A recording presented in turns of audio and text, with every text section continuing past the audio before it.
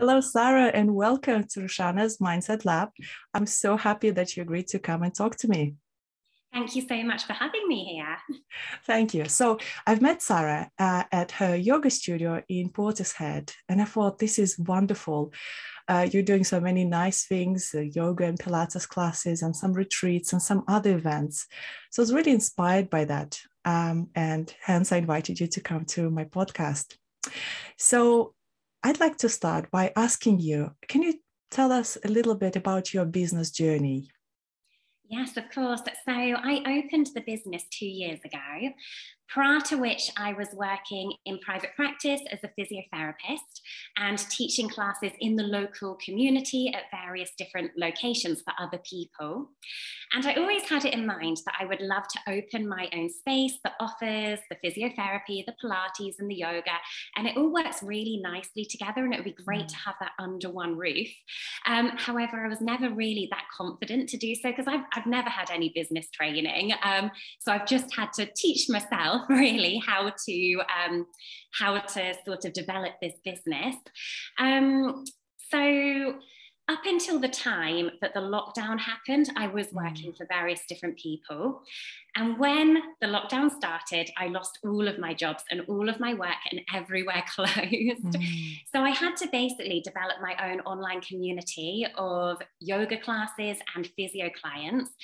And in doing so, I managed to retain a lot of my clients and also gain a few more clients too. So we ended up having this really nice online community, and I was working for myself doing that. But at the time when everything reopened, I didn't really want to take all of those clients back into another workplace for someone else. So it just seemed like the best opportunity to open my own business. And I suppose through building that online community, it just gave me the confidence in myself that people do want to support me. They do want to use my service. And particularly Portishead would be a great place to develop this business because there are no other yoga and Pilates studios. There's a really big population of people that are interested in their health and wellness. And post-pandemic, I think a lot of people started to kind of take their health and well-being a little bit more into consideration. So all in all, it just worked out quite nicely that was the best time to just go for it. And I went for it and I didn't know what I was doing, but it's just about managed to work out okay, I think, so far. Wonderful. And how was the transition? So the moment you decided, that's it, I'm going for, my own space, creating my own product. It was quite eye-opening. Firstly, I'd never done any research into what sort of space would be appropriate and the expense that goes into these rentals and these commercial leases. So from that point of view, from an investment point of view, it was quite eye-opening. And having not really done any business management before, I had to do quite a lot of research into how to develop my own business plan and how to sort of forecast how much, I could potentially, whether it would be financially a good idea to do so. But I suppose one thing that I found particularly challenging to begin with was the amount of job roles you have when you run your own business. And you go from, for me, being a physiotherapist and teaching classes to then managing, doing admin jobs, organizing the finances, the accounts, constantly having emails and inquiries and sort of feeling as though your work is never done. So that was probably the biggest challenge for me, taking on all these different job roles that you don't necessarily get paid for directly, but they do benefit the business in the long term. Absolutely, yes. And do you have are there any entrepreneurs, perhaps in your immediate family or immediate circle of friends? Not particularly, although I do have some friends that work for themselves and are self-employed as well. And they were very encouraging because when you're self-employed and you work for someone else, I think you always have it in mind that eventually you would like to take that step to perhaps running your own business, but it is just having that confidence to do so. So I had a lot of support and people getting behind me and encouraging me that it was the right step to take. And I think that definitely helped. And having family support is really important. And I've certainly realized that, you know, showing your appreciation for your family and for that support is really important. Because, you know, quite often you will have family time planned and something comes up at the studio, at your business, and you have to put that on hold. And just having their understanding and their support is just so important. It's really been amazing. Nice. And Sarah, has anyone ever told you something like, what are you doing? Are you crazy? You'll never be able to sustain it or earn enough or something like this, you know? Fortunately not. Oh, good. Which actually has been so encouraging, because I think naturally I do self-doubt a lot. And if I did have that negative feedback, it would definitely play on my mind. And I think it would prevent me from moving forwards. And I find that a lot if I get any negative feedback at all with regards to the business, because I think people aren't so good at giving positive feedback and positive reinforcement. It's almost taken as a giving if they use your business, that they are happy and they enjoy it, but you don't necessarily get told that unless you ask them. But people are quite happy to give negative comments if they're not happy with something. So that's also, something that I've learned is that, you know, you have to just take those negative comments with a pinch of salt, because it is just one person in however many people, you know, and everyone else is happy they're here. They might not tell you, but they don't certainly express any concern. So I think you do just have to take that negativity with a little pinch of salt. Well, research and marketing actually says that the two categories of people from customer satisfaction point of view who are most likely to give feedback, first is those who are really unhappy, as you said, and second, those who are super happy. But if you look at the 5-point scale, you know, those who are just, they're happy, it's good enough, and they're okay. They will never actually share anything pretty much. So one of those things. Okay, wonderful. Thank you. So what about your challenges? So you mentioned about jiggling all these roles that are not at the surface. They're not visible, right? Yeah. What were the other challenges? So tell us perhaps around marketing or pricing or anything else. Oh, yeah, absolutely. The pricing is definitely a challenge, and I have never been good at that. Because as a physiotherapist, you're very patient-centered, and prior to working in private practice, I was working for the NHS, where I didn't have to charge anyone for the service. So having to decide on pricing was really difficult for me. And my best advice would be to do your research as to what similar businesses are charging. And in fact, we pitch our prices a little bit lower than the average for what we offer. And that was partly post-pandemic. I was aware that people's financial circumstances had changed. And also that I felt it was better to get more people through the door than fewer that are paying more. And the more people you get through the door, they tell their friends, they tell their family, and your business starts to grow. And if it's a little bit more affordable and accessible for everyone, then you will find that you are consistently reasonably busy. So that's kind of what I went for. And it also means that with the price of everything going up, you feel a little bit more, I certainly feel as though I can justify putting the prices up slightly to account for that. And people are happy because they know that it is, you know, we pitch it at a reasonable level. But the challenge is in terms of how much to charge. That for me was particularly difficult, just having not had to make those decisions before. The other challenge was finding people that you want to work for you, because you can't do it all by yourself. You do need to take on staff, and I've never managed staff before. And I suppose when I first opened, I was quite desperate to get people in. It was a very quick transition from going to teaching online, everything reopening, and thinking, oh my gosh, I need to hurry up and start my own business and move these people into a space. So I didn't really have that much time to find staff and people that I wanted to work for me. And I rushed it a little bit initially, in taking, a couple of people on and not really getting to know them. And I think that affected our relationship. Since then, I've actually got an amazing team of teachers and people that work for me. And that's mostly been through either taking on people that I knew previously and that I'd worked with previously, so we had a really good relationship, or taking on people that actually came to the studio and really were enjoying it, that expressed that they teach and they'd like to teach here. And so over time, I've managed to develop a really amazing team. But with that in mind, just, treating everyone equally and making it, for the studio, I've wanted to make it a real sort of collaboration of everyone's ideas. And I think that's really important as well, to not so much be the boss, but actually to have that like mutual understanding and to make your staff feel really comfortable. For me, that's been important anyway. Lovely. And you have this beautiful space. Was it the first one you saw when you were looking for a space? You made it look fantastic. I love it. Thank you. I looked at so many different spaces. Oh. It was really challenging because they're actually, where we're situated, there aren't that many commercial buildings that you can rent and take on that are, affordable, and that you don't have to sign up for a 10-year lease on.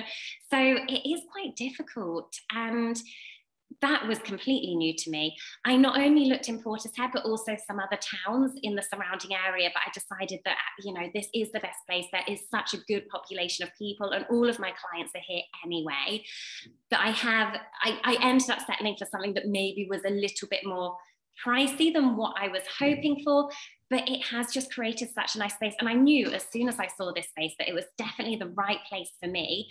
And it was a bit of a blank canvas, so I could do what I wanted with it. And there wasn't too much, there wasn't too much to do in terms of some of the buildings that I looked at had just been completely neglected, and it would have been so much work to actually make them into a space that would be appropriate. So this was certainly, the most appropriate space. And as soon as I saw it, I knew that it was the right place for the studio. Oh, wonderful. So speaking of clients, you mentioned that most of them are in Portishead, and it's a beautiful town we're in. And how did you stay in touch with them? Early days. Yeah, that's a really good question. And it's interesting because quite a few clients, although I hadn't necessarily stayed in touch with them, I guess we just built such a relationship when we were previously working together. They sort of tried to seek me out, and they found me when I reopened, which was really lovely. And even now to this day, I'm finding that more and more people are coming through the door that I might have worked with 2.5 years ago, and they're only just coming to find me here at the studio. So building that initial relationship with them was really key and really important, and building sort of the trust with them was really important. But yeah, that's a great question. I suppose as soon as we closed in that lockdown, I set up my own group on Facebook. I invited everyone I knew that had either been treated with me or practiced with me previously to join that group. That's a great way. Social media is absolutely fantastic from that point of view of keeping people in the know as to what you're doing. So yeah, I suppose social media mostly, and newsletters. I still try to keep that up now. We do a seasonal newsletter here, and I think that's so important to just keep your clients informed as to what you're doing. And, even people that might not come necessarily to use your business on a regular basis, just to show them that you are very actively involved, and, you're constantly thinking of new ideas and offering new events. And I really do think that level of communication is important. What's the most difficult thing about doing the newsletters? Oh, being creative, because again, I'm not a writer. I like writing, but I'm not a writer. So, and I don't just want it to be a newsletter where you list the events and that's it. So I do try to sort of introduce the season. We do the seasonal newsletter because there's a really nice link between yoga and the changing times of year and how that's kind of reflected in yourself. So I try to link the season to the yoga practice and to then what's happening over the coming months. But it takes me a long time just to get the initial paragraph. Like, you have to be very creative in your writing to come up with that. I enjoy it, but it's definitely a challenge for me. Is it something potentially you'd perhaps in the future would consider outsourcing? Possibly. That's a really good question, because it is a lot of time and effort, but it's so different to the other jobs that I do within the business that it's quite refreshing doing something that's actually very different to what I normally would do on a day-to-day basis. So I enjoy it, but it is having the time to do it, and to do it not feeling rushed or pressured. So, you know, often if I know I have got a task like that I need to achieve, I will, you know, really allocate myself the time to do it, and not feel as though I'm time pressured to do that. So yeah. Would you say then that being really organized, allocating yourself enough time and things like this is one of the most important traits for business? No, I do think so. And initially I wasn't like that at all. And as a result of that, I ended up just working more hours than I should, and not creating any boundaries for myself between personal home life and work life, and constantly being on my phone. And you can't sustain that. You do just end up burning out, and your business consumes you so much then that you stop enjoying it as much as you should. So I think you have to be really structured with your time to make sure that you're not, you know, giving yourself too much to other people. You are taking, and we say that all the time in yoga, but it's so important to have that time for, you know, self-appreciation and self-care. We're not very good at it. So you do have to remind yourself of that. But it does help to be really structured, and it's taken me a long time to get there, but I do feel as though I'm in a good place now where I can, really sort of mark out protected time that I need to do these different roles. That sounds wonderful. Marking up protected time. How do you do that? Do you just schedule it into a calendar and switch off your phone? Or yeah, and it is difficult because there are so many times in the past where I've marked out this time and I've said, okay, this time is going to be for studying, or I don't know, writing the newsletter. And then you have clients that want to see you, and you're like, oh, fine, I'll put that to the side. I'll you know, see my clients instead. And ultimately, because you make money from seeing the clients and offering that service, you don't make money from the newsletter or, you know, your own self-study, but again, it does benefit the business. So over time, I have just become better at that, because I know if I overgive and, you know, I give too much of my energy to clients, I end up not enjoying it. It's a really hard, challenging task, but yeah, I mark it out in my diary, and I'm very disciplined now at keeping that time and switching off. I don't actually have my emails on my phone anymore, because I found that my emails were just popping up all the time. So I have to actively log on to my emails, which I do think is helpful. And on your laptop as well, just turning off the emails and then actively logging on to the emails. I think that's really, really important. Absolutely. Yes. Thank you for sharing that little practical tip. Yeah. So my question is that recently, a few months ago, I think, you've slightly put your prices up in line with the industry and how everyone is indexing the prices. How did that feel? Were there any mindset challenges associated with that? Yes.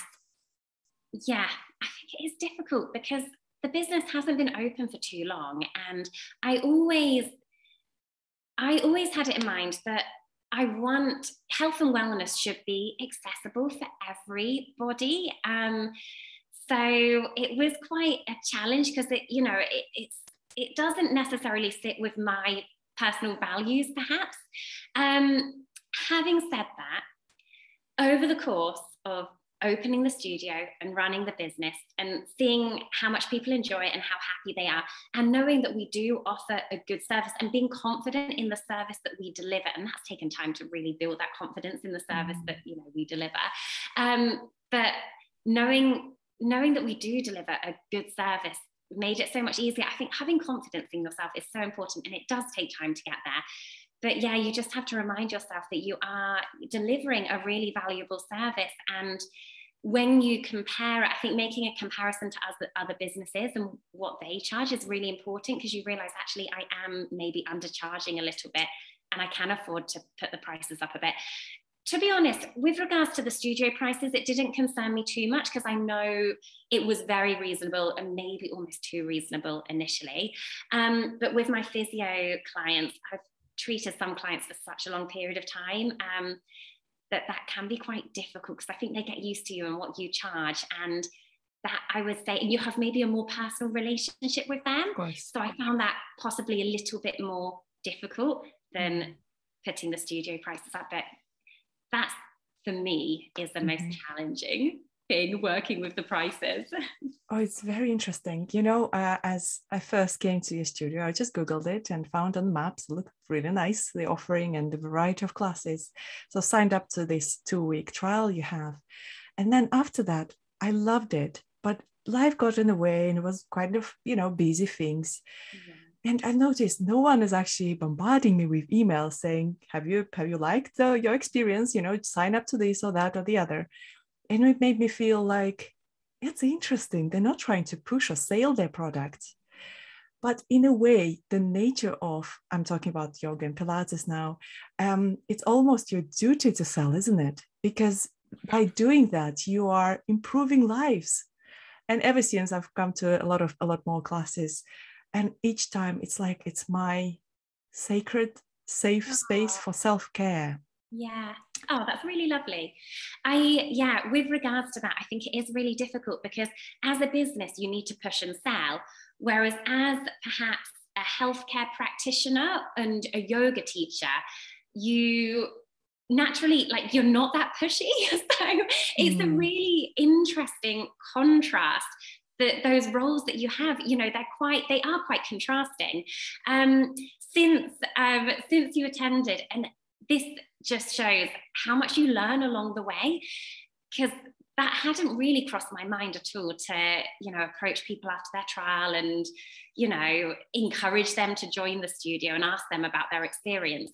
And actually since then, I've got a lovely lady working for me now that helps me with just a few kind of management bits each week. And she suggested that idea of sending a follow-up email. So we have implemented that. But it's interesting because that's something that naturally just wouldn't come to mind, having not run a business before. It is these little things that you learn along the way that you're just not aware of initially. But it's a wonderful journey, isn't it? It is. Honestly, I think as a business owner, personally, I am learning all the time.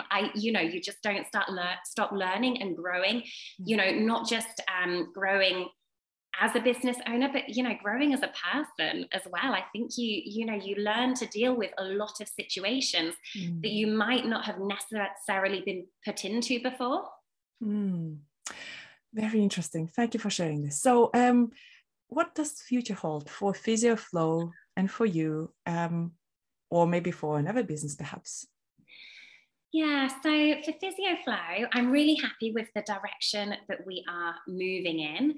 We've got a retreat coming up in October, which again is another part of the business. And I think it's really important with the industry that we work in, I suppose, to offer these extra experiences. And again, to just show that you are very, actively involved in yoga and what you preach. So we've got a yoga retreat coming up in October, and I would like to maybe continue to offer more of those experiences and more retreats. And I enjoy doing that. I like hosting and I like looking after people. So I'd like to, potentially expand from that point of view. And the studio, it's gradually growing and getting busier. And I think it's really difficult at the moment because the climate is changing so much. And I'm very aware that with prices of everything going up, that we might notice a slight drop off and over the summer. Naturally, in this line of work, you do notice a slight drop off, but we just need to make sure that we are still continuing to offer these events and adapting to the situation. And if the classes are quiet in studio, we do more classes outdoors or more events or more retreats instead. So I suppose it is really difficult to forecast the future. And again, that's something that I'm not particularly good at, which is why I came to your brilliant goal setting workshop the other night, just to help me have in mind some clear goals that I want to line out for the future. But for now, maybe expanding from the retreat and the event side of things, as well as what's going on immediately in the studio. And I do hope that in the future, we can maybe get a bigger studio and offer more classes. Wonderful. That's the direction that I'm hoping we're going in, expanding, having a bigger studio, more classes, more people in each class, and having a few more little avenues, the retreats, the events. So it becomes like an all-encompassing health and wellness business, I suppose. I love this. Oh, yeah, really excited. Sounds really interesting. So I've got two more questions. And one is a really light-hearted question. So with the specifics of your business and you teaching and doing physiotherapy, teaching yoga and Pilates, there's one question about the gear. And I think I've asked you previously about this. So it's fantastic having yoga outfits as your main work clothes. Oh, it's so nice. How many yoga leggings do you have? Oh my gosh. Oh, wow. It's interesting because I would say I've got 5 pairs of leggings that I love and that I wear on a regular basis. But at home, I have had a recent clear out. Previously, I probably had about 20 pairs. Now I've got about 10 pairs. 10 pairs of leggings and like yoga sort of joggers. But it's interesting that you have all of these leggings, but I would say I've got 5 favorites that I tend to wear on like a regular basis in the studio. But having, all of the clothes shopping that I do, it's always for yoga clothes. I don't have any casual clothes because I'm so used to wearing leggings and like t-shirts and yoga jumpers. I just never buy normal clothes, and then I have to go out for dinner or go to a more social event, and I'm struggling to decide on what I want to wear. And yoga clothing is so much more comfortable. I'm very grateful that I do get to wear comfy leggings all day long, every day. It's brilliant. That's fantastic. Well, I have about 5 pairs of sweaty beds, and each time I buy new ones, I was like, I need to justify it to myself. And now the way the industry is moving, it's all athleisure, isn't it? And with working from home, a lot of people just started buying that fitness clothing. Just exactly. It is more comfortable, and you can definitely justify it because you're going to be wearing it a lot. And it's actually, I find, if I spend a little bit more on yoga leggings, they last longer and they are more comfortable. I think it's something with all yoga gear, whether it comes to yoga leggings or a yoga mat, the more money you put into it initially, the longer it will last you. And and it is more sustainable because you're going to keep that then for a long period of time, rather than feeling as though, oh no, I don't like those, I'm going to have to go and, buy another pair or buy another mat. So it definitely pays off. Yeah, absolutely. Oh, thanks for sharing this. Okay, so final question, Sarah. We've talked a lot about business lessons and the journey and the challenges. Would you be able to summarize perhaps a few tips for those thinking of starting a business in your industry? A few tips and hints and ideas. Yeah, sure. So I actually wrote a post on this not so long ago. So I have got a few notes from my post actually to share. Wonderful. So the first one is to make sure you take holiday, because no one will tell you to take holiday. When you're your own boss, no one actually dictates how much holiday you should have. And over the course of a year, you will accumulate so many hours. You'll have your work schedule, but even when you're not at work, you're still working, you're still coming up with ideas and strategies. And often you feel quite guilty when you do take holiday. You feel as though you should be there. So it is important, but it is important to really mark out that allotted time for you to have off. Otherwise, you will just burn out and you will stop enjoying it. So taking holiday and taking time to switch off is really important. And that you have to be really passionate and motivated about what you do. I think that's actually just the most important. If you want your business to be a success, you have to be passionate about it, and you do have to really love what you're doing. And that's reflected then in how you approach the business, and people can see that in you. And that's really important, just to be passionate and to be motivated. And also being prepared to take on lots of job roles. So just be mindful of that you will take on a lot of job roles. You might not feel as though you are being paid for that time, but it is really beneficial to the business and it will pay off. And something that I have found really beneficial that I would like to share is that it's important to build a strong network with other business owners and other professionals. And I think often businesses can sometimes compete against each other. And I don't know, it just seems like a shame to have that level of competition when actually you could benefit so much from each other's, you know, ideas and having that peer support. So since opening the studio, I've always tried to be as supportive as I can to other businesses, even if they are businesses that offer yoga classes or physiotherapy, because it might be we get to the stage where I do need another yoga teacher and I have to maybe outsource or, you know, find a teacher, and having that relationship with other teachers or other physiotherapists is really important. So yeah, often I do think businesses can get a little bit competitive, but building a strong network and supporting each other, I think, especially in a small community, is really important. And that you will have quiet times for no reason. And you can spend hours thinking, oh, you know, why am I quiet? And trying to overanalyze it. But it just happens. And you know, it's important to have faith that it will pick up, it will get busier. And that sometimes, you know, it just happens that it does get quiet and you can't take that personally, otherwise you won't get anywhere.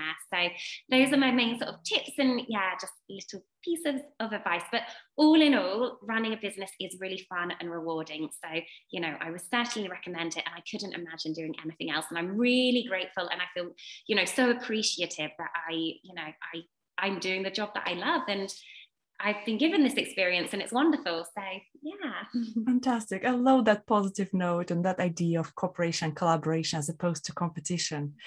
Thank you so much, Sarah. Such enjoyable conversation, loads of practical and mindset tips and ideas. Thank you very much for coming and sharing your experience. It's been really valuable. Oh, thank you so much for having me. I've really enjoyed it. Thank you.